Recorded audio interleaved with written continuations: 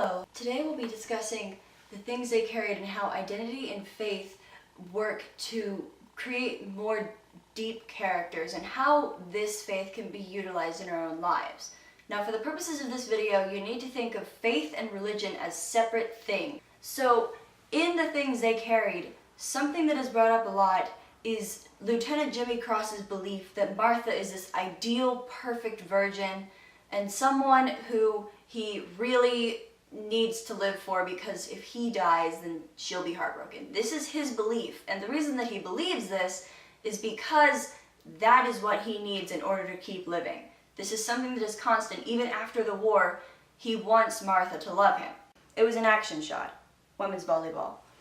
And Martha was bent horizontal to the floor, reaching, the palms of her hands in sharp focus, the tongue taut, the expression frank and competitive. There was no visible sweat. She wore white gym shorts. Her legs, he thought, were almost certainly the legs of a virgin, dry and without hair, the left knee cocked, carrying her entire weight, which was just over 117 pounds. The soldiers also put faith in something that can be rewarded. Like in stockings, they were his one eccentricity. The pantyhose, he said, had the properties of a good luck charm. He liked putting his nose in the nylon, breathing in the scent of his girlfriend's body. He liked the memories this inspired. He sometimes slept with the stockings up against his face, the way an infant sleeps with a flannel blanket, secure and peaceful. This is whenever the stockings are more of a sentimental item. Now, they are already being a good luck charm in a sense, but they're still mostly an item of sentimentality. They don't have any supernatural abilities as far as the soldiers are concerned yet. However, later in the same chapter, which is only about 1.5 pages, the soldiers become believers in the stockings, in a sense. There were some jokes, of course, but we came to appreciate the mystery of it all. Dobbins was invulnerable, never wounded, never a scratch. In August, he tripped on a bouncing Betty, which failed to detonate, and a week later, he got caught in the open during a fierce little firefight. No cover at all, but he just slipped the pantyhose over his nose and breathed deep and let the magic do its work. It turned us into a platoon of believers. You don't dispute facts. Henry Dobbins puts faith in these stockings because it is something that is consistently true. He wears the stockings and then he is safe. It is something that happens over and over and over, and the soldiers believe in it too because it's a faith that is rewarded. It is continually proven to be true.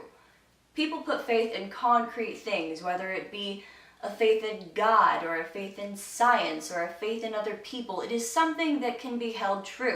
One really good example of faith happens to be elderly people, that what they believed then is not necessarily true now. Racism, and there's gender roles, and there's who marries who, and who can have babies and who can't have babies. I mean, all of this stuff changed over time, and it affects people who were taught different things, and their faith is something that they want to keep solid. It's something that they want to make true all of the time. And whenever that can't happen, they sort of have an internal conflict with themselves about what is and is not real faith. How does environment and age affect your faith? This is something that I feel is kind of important to the things they carried, because the soldiers are in a completely different environment from the one that they grew up in, which was in America. The environment that they're in now is war-ridden and full of death and guns and people trying to kill them. Their faith did change. What they believed in at home is probably way different from what they believe in now. One of the things that probably changed is their solid faith in God. They probably still believe in God, but it is not as important a faith as, say, a faith in their fellow members of their squadron. As children, these soldiers probably believed that there were monsters in the dark, or that their toys were real animals. But as they grew up, they probably put their faith in something that more people had faith in, like God, or science, or facts, or history, or their friends, or themselves. People probably will put faith in things that other people put faith in because their faith is rewarded in those cases. If you believe in God, then your faith is rewarded whenever you go to church when there are other people who believe in God with you. If you believe in facts, then your faith is rewarded whenever there is any sort of fact around, then your faith is always rewarded. People who have faith in other people have their faith rewarded whenever people are kind to other people or do good things. People who have faith in history have their faith rewarded whenever there is history, which is all of the time. So what the soldiers choose to believe in is something that is rewarded immediately and consistently, no matter where they are. And since their environment is full of death and war and things, they need to find a thing to have faith in that is consistent and pleasant and rewarding to them. For some of the characters, it is home. For lots of the characters, it is home. For Henry Dobbins, it is simply being pleasant to other people. Depending on the character, there is a different faith, but they all have that faith because it is something that as humans we need to have, because if we do not have faith, then we will not know what to believe in. And it's not necessarily that we need to believe in anything, but we have this tendency to make something more important than anything else in our lives, and what we choose that to be greatly affects who we interact with and what we do with our lives. One of the ways that identity changes over time is with sentiment. A good example of a sentimental identity change is with, let's say, grandparents. Let's say that you go every Thursday with your grandmother to an ice cream shop and you get chocolate because it's your favorite flavor. You do this every Thursday because that's whenever you see your grandmother.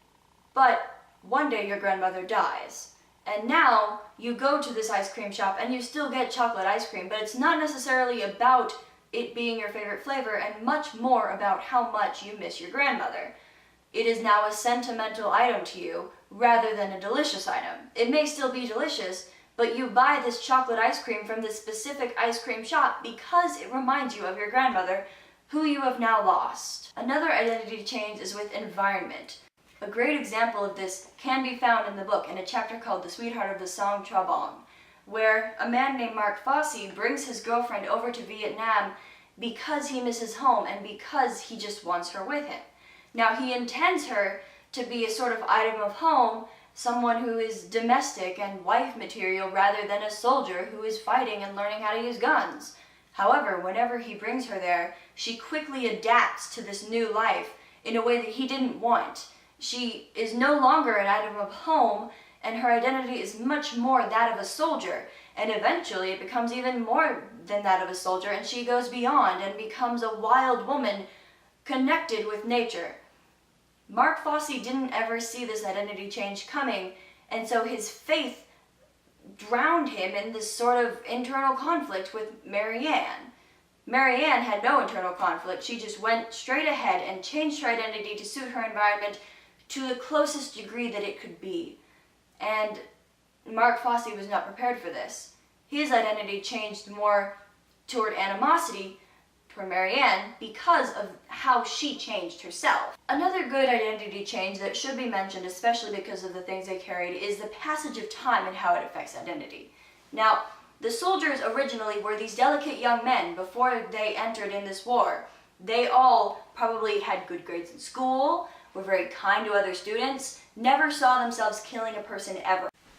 An identity change that we see a little bit less in the book and a little bit more in our own lives is one of relationship. Now, this isn't so much a change as it is different points of view. I'm going to need an example for this one, so I'm going to use random names and make up random characters for about 4 seconds. Let us say that there is Jonathan, Yvette, Roger, and Samson. Now, Jonathan and Yvette and Roger and Samson are all friends. They all know each other. They've all known each other for a long time. But Jonathan and Yvette start going out, and then Roger and Samson think of Jonathan and Yvette less as one Jonathan and one Yvette, and more as one Jonathan and Yvette. They have an identity that is linked.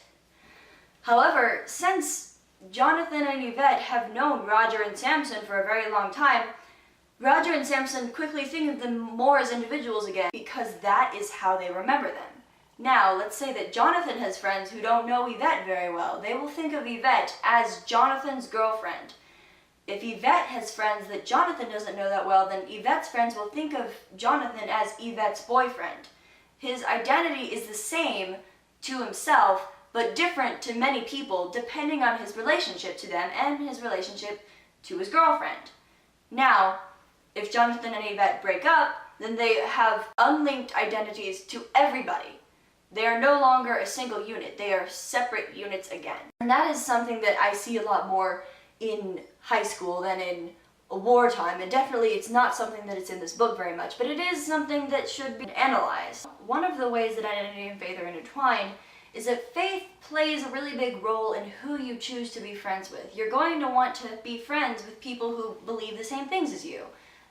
Now, it's not going to be a requirement for friendship. It's going to be something that you look for. One of the ways that faith and identity are important to the things they carried is because it gives you a three-dimensional character. It makes a real Tim O'Brien for you. It makes a real Martha for you. It makes a real Jimmy Cross for you.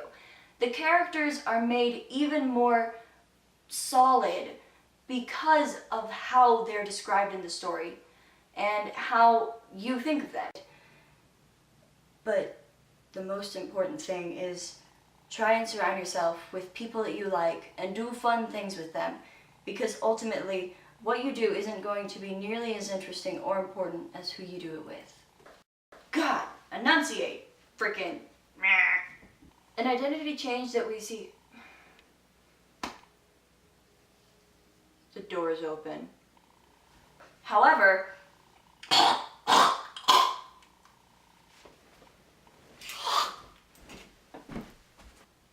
you're a failure, Sophia. You're a failure, and no one likes your video. No one likes it. Nobody likes your video, Sophia. Why are you making this? Just do a presentation like everybody else.